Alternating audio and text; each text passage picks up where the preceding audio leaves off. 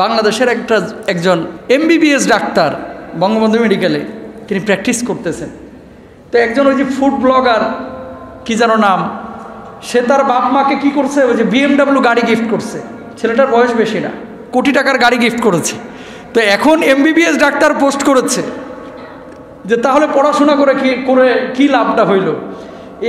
23, 24, 25 বছরের বাপ মারে কোটি টাকার গাড়ি গিফট করতেছে ইনকাম করে, আর আমরা এত দূর পড়াশোনা করে এখনও 30-40 হাজার টাকা 50 হাজার টাকা কামাইতে পারতেছি না।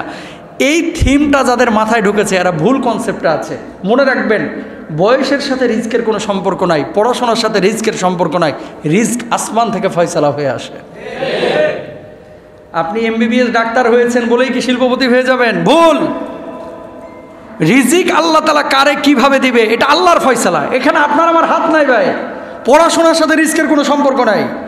রিস্কের জন্য আর রিজকু মাকসুমন, আল্লাহর কাছে দোয়া করেন, আল্লাহ রিজকের ফয়সালা তো আসমানে হয়, তুমি আসমান থেকে আমার জন্য কল্যাণকর ফয়সালা করো, আমার রিজকের উত্তম ফয়সালা করো। ইনশাল্লাহ বলেন না? জোরে বলেন আমিন। এইভাবে আল্লাহর কাছে দোয়া করবেন, তাহলে সেটা কাজে লাগবে। মানুষ এগুলো বুঝে না, মানুষ খালি হা হুতাশ করে, মানুষ খালি হা হুতাশ করে। সুতরাং প্রিয় ভাইরা আমার, যেখান থেকে কথা বলছিলাম যে দুর্বল যদি পরিবারের কেউ থাকে তাকে তুচ্ছ তাচ্ছিল্য না, তাকে টেক কেয়ার করেন, আল্লাহ তাআলা কোনো না কোনো দিক থেকে পুষায় দেবেন ইনশাআল্লাহ তাআলা। বউ যদি দুর্বল থাকে, শ্বশুর শাশুড়ি দুর্বল থাকে, এদেরকেও দেখভাল করবেন। সবাই বলেন ইনশাআল্লাহ।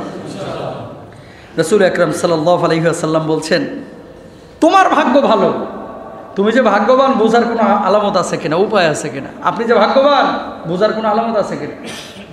আল্লাহর হাবিব সাল্লাল্লাহু আলাইহি ওয়াসাল্লাম দেখেন, মুসনাদে আহমদের 1445 নম্বর হাদিসে উল্লেখ করেছেন। কি বলছেন?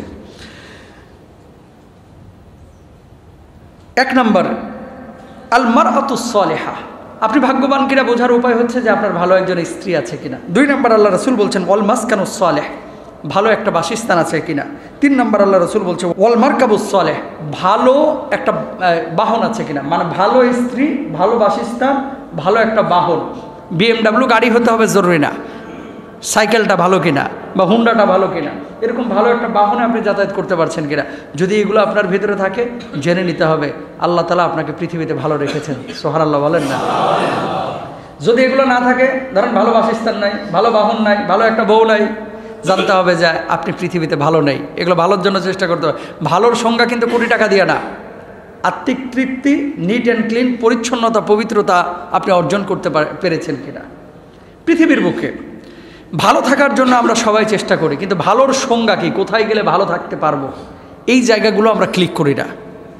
ভালো থাকার জন্য 1 নম্বর মন্ত্র হচ্ছে, মূল মন্ত্র 1 নম্বর, কোরআনের পথে থাকতে হবে, নবীজির সুন্নাহের পথে থাকতে হবে।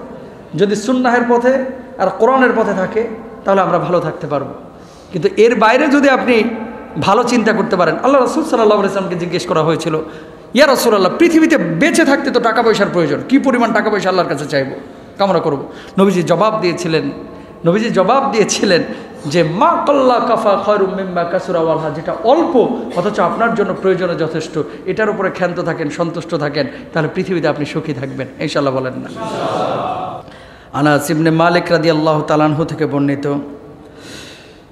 আল্লাহর নবী সাল্লাল্লাহু আলাইহি ওয়াসাল্লামের যুগের ঘটনা। 2 ভাই ছিল।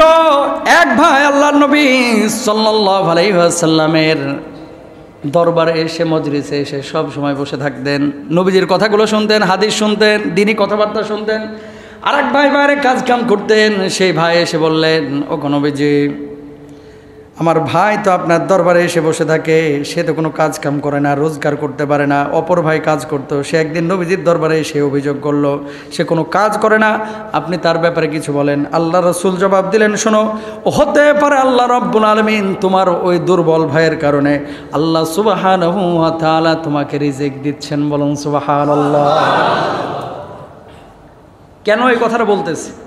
ছোট বাচ্চা যখন জন্ম নিচ্ছে, একটা বড় মানুষের ও ডাল দিল ভাত খেয়ে ফেলায়, আলু ভর্তা দিল ভাত খেয়ে ফেলায়, আর ছোট বাচ্চা যেগুলো, এগুলো তো ব্র্যান্ডের দুধ ছাড়া খাইতে চায় না।